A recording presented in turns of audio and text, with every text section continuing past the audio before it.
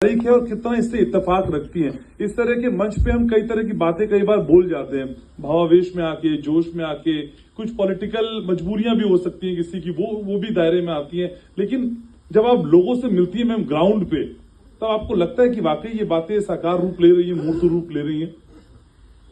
देखिए, ऐसा है कि साकार रूप ले रही है, पूर्णता तो मैं नहीं कह सकती क्योंकि मैं भी समाज में रहती हूं और काम करती हूं, लेकिन जागरूकता कहीं ना कहीं बढ़ रही है और ये जागरूकता की ही निशानी है कि बेटियां घर से बाहर निकल रही हैं और आगे बढ़ रही हैं और अब हर मंच पे आपको कहीं ना कहीं बेटियां दिखाई दे रही हैं।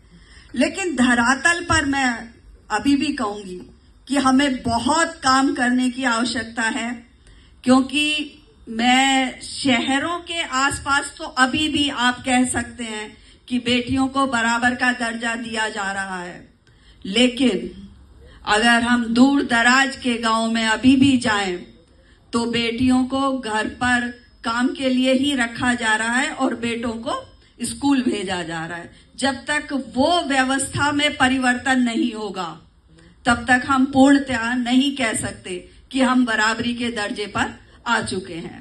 इसके लिए हम सभी को देखिए, यहाँ पर जब हम किसी भी कार्यक्रम में जाते हैं तो वहां पर समाज की एक क्रीम आती है, मैं मानती हूं, और उस क्रीम को, इस जागरूकता को आगे ले जाना पड़ेगा, बताना पड़ेगा कि कहीं ना कहीं आपको बेटियों को सक्षम बनाना है और उसके लिए सबसे पहले एक ही मात्र व्यवस्था है, वो है शिक्षा।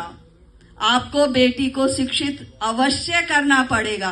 अगर एक बेटी शिक्षित होती है तो पूरा परिवार शिक्षित होता है, पूरा समाज शिक्षित होता है और पूरे देश को उसका लाभ मिलता है, मैं ऐसा मानती हूँ। लेकिन बेटियों को बेटों की तरह पालने की चाह क्या अभी है कि नहीं है मैम? अभी है, मैं कह सकती हूँ बिल्कुल है।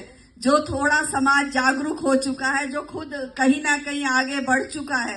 देखिए, कथनी और करनी में अभी भी फर्क है, हम उस पर लिपापोती नहीं कर सकते। और जो आगे बढ़ गए उनमें कहीं ना कहीं, देखिए, कहीं ना कहीं जो पहले स्थिति थी उसके लिए एक आर्थिक स्थिति कहीं ना कहीं जिम्मेदार थी पिता पे और माता पिता पे। तो आर्थिक स्थिति की वजह से वो सोचते थे कि ये बेटा है, इसको हम पढ़ा लेते हैं और ये आगे हमारे काम आएगा, बेटी तो दूसरे घर चली जाएगी। तो जब तक आर्थिक स्थिति मजबूत नहीं होगी, आर्थिक रूप से हम निर्भर नहीं होंगे, तब तक ये कहीं ना कहीं भेदभाव भी जीवित रहेगा। और जिन परिवारों में आर्थिक स्थिति आप देखेंगे मजबूत हो गई है, तो वहां पर वाकई में आप बेटियों का बराबर का दर्जा वहां पे मिल रहा है और उन्हें आगे लाया जा रहा है, उन्हें पढ़ाया जा रहा है और हर तरीके से मदद की जा रही है। जी, लेकिन मैम महिलाएं कितनी बड़ी जिम्मेदार है? गृहस्थी को संभालने के लिए महिलाओं की जिम्मेदारी ज्यादा है।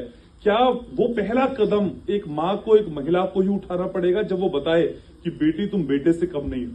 बिल्कुल बिल्कुल, यहाँ पे महिलाओं का तो सबसे बड़ा रोल है, क्योंकि माता जब अपने परिवार में अपने बच्चों की परवरिश कर रही है तो उसको जरूर, क्योंकि बताना पड़ेगा कि आपको भी कैसे आगे आना है। तो एक माँ ही उस चीज को आगे ला सकती है, बच्चों के भेदभाव को मिटा सकती है। लेकिन जब माँ ही खुद शिकार हुई हो उस चीज का, तो वो बहुत अच्छे से समझ सकती है कि कैसे आगे आना है। और मेरा तो फिर वही कहना है कि जहां पे आर्थिक स्थिति, मैं अभी भी आर्थिक स्थिति को जिम्मेदार ठहराती हूँ, जहां पे आर्थिक स्थिति परिवारों में अच्छी है वहां पर वो भेदभाव मिट चुका है। जी, अरविंद सर, मैं आपको ऐड करना चाह रहा हूँ sir, please. Arvind sir, NCRB के आंकड़े जो हैं बहुत डराते हैं और कई कोशिश